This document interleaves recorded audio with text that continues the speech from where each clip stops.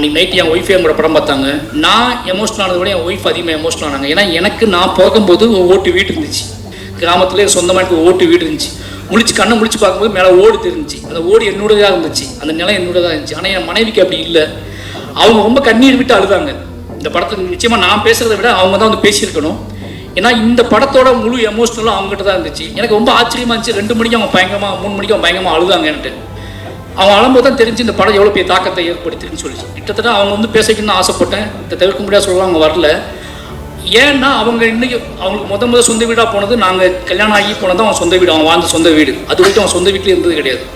நாங்கள் காதலிச்சுட்டு இருக்கும்போது, நான் ஏன் ரொம்ப நேரம் பேச சொல்லிடுறேன் முதல்ல, நான் அவனுக்காக பேசுனதுக்காக பேசுகிறேன். நாங்கள் காதலிச்சுட்டு இருக்கும்போது அவங்க ஒரு 4-5 வீடு மாறிக்கிட்டே இருப்பாங்க. நான் தான் திங்ஸ்லாம் தூக்கிட்டு போயிட்டே இருப்பேன். அவங்க ரொம்ப டிஸ்டர்படாக இருக்கும். லவ் பண்ண பையன் வீட்டுக்கு வந்திருக்கான், அவனுக்கு நம்ம வேலை கொடுத்துட்டே இருக்குமே, இந்த வீட்டில் வீடை காலி பண்ண சொல்லிட்டாங்க, நீ வரதுனால வீடை காலி பண்ண சொல்லிட்டாங்க, ஒரு பையன் வந்துக்கிட்டே இருக்கான், வீடை காலி பண்ண சொல்லிட்டாங்க அப்படின்னு சொல்லி திருப்பி நாங்கள் வீடு தேடி அடைவோம். அந்த வீட்டுக்கு நான் தான் திங்ஸ் தூக்கிட்டு போவேன்.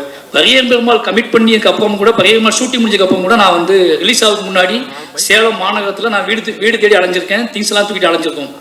அவங்க கூடயே நான் வீடு தேடி கிட்டத்தட்ட 6-7 வீடு மாறிக்கிட்டே இருந்தேன். அப்படி பரியேறும் பெருமாள் ரிலீஸ் ஆகிற வரைக்கும். அதுக்கப்புறம் சென்னை வந்து நான் டைரக்ட் ஆனதுக்கப்புறம் வீடு தேடி அடைஞ்சிட்டே இருந்தேன். அப்போ தான் எனக்கு புரிஞ்சிச்சு அவங்க ரொம்ப எமோஷனல் ஆவாங்க. எவ்வளோ சொந்த வீடு வாங்க சொல்லிட்டே இருப்பாங்க. எனக்கு சொந்த வீடை பற்றி கவலையே இருந்தது கிடையாது. ஏன்னா நான் ராம்சா கூட இருந்தவன். எனக்கு எல்லாமே ஒரே மாதிரி ஃபீல் ஆகும். எனக்கு வந்து சொசைட்டியோட சமூகம் என்னை எப்படி நடத்துது, சமூகம் என்ன இன்ட்ராக்ட் பண்ணுது, எனக்கு வெளி உலகம் தான் தெரு என்னை எப்படி நினைக்குது அப்படின்னு தான் நான் ரொம்ப மைண்ட் செட்டாகவே இருப்பேன். என் வீட்டுக்குள்ளே நான் எப்படி இருந்தேன்னு நான் யோசிச்சதே கிடையாது. என் வீட்டுக்குள்ளே நான் பயங்கரமாக அது ஃபீலாகவே இருந்தது கிடையாது. என் வீட்டில் நான் வந்து தூங்குவேன், எழுந்துச்சு போவேன். அதனால் வீடை பற்றி எனக்கு எந்த கனவுமே இருந்தது கிடையாது. சமூகத்தை பற்றியான கனவு தான் அதிகமாக இருந்தது. ஆனால் என் ஒய்ஃபுக்கு வீடு பற்றியான கனவு அதிகமாக இருந்தது. அதுக்கு காரணம் அவங்க 3 பேருமே பெண்கள், அப்பா இல்லை. 3 பெண்களுக்கு ஒரு நிலையான வீடு ரொம்ப எமோஷனலாக இருந்திருக்கு. அதனாலே அவங்க வீடு வாங்க சொல்லிட்டே இருப்பாங்க. பரியேறும் ஹிட்டான உடனே எதை பற்றி யோசிக்காம ஒரு வீடு வாங்கிட்டு அப்படின்னு சொன்ன உடனே கர்ணன் முடிச்சுடும் அவங்க சொந்த வீடு வாங்கி கொடுத்துட்டேன். நான் அந்த வீட்டில் தான் இப்போ இருக்கோம். எனக்கு நான் யோசிச்சு பார்க்கும்போது இது ஒரு பெரிய விஷயமா, நான் அந்த வீட்டை பார்க்கறதுக்கும் போகல, அந்த வீட்டை பற்றி எதையும் யோசிக்கவும் போகல.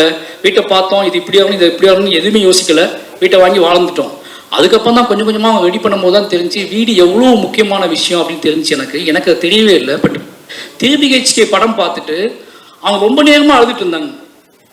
ரொம்ப நேரமாக அழுதுட்டு இருக்கும்போது காரணம் என்னன்னா, இப்போ யோசிச்சுப்பாரு, சத்யகுமார் சார் வந்து அப்பா இருக்காரு, அப்பா அவர் தூண் மாதிரி இருக்காரு.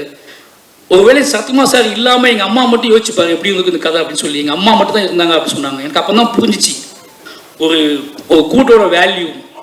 இப்போ சார் சொன்ன மாதிரி இந்த வீட்டில் நம்ம இறந்து போனதுக்கப்புறம் இந்த வீட்டுக்குள்ள தான் நம்ம பிள்ளைங்க இருப்பாங்க, இந்த வீட்டுக்குள்ள தான் நம்ம பிள்ளைங்க விளையாடுவாங்க அப்படிங்கிறத பார்த்துட்டு நம்ம போகிற உணர்வு இருக்குல்ல, அப்போ தான் எனக்கு புரிய ஆரம்பிச்சிச்சு. நானே அருண்கிட்ட ஃபோன் பண்ணி, அருண் நான் வந்து இந்த படத்தை நான் ஒரு டைம் பாயிண்ட் ஆஃப் வியூவில் பார்த்தேன், என் ஒய்ஃப் ஒரு பாயிண்ட் ஆஃப் வியூவில் பார்த்துருக்காங்கன்னு சொல்லி அது மிட் நைட் நான் பேசிகிட்டே இருந்தேன்.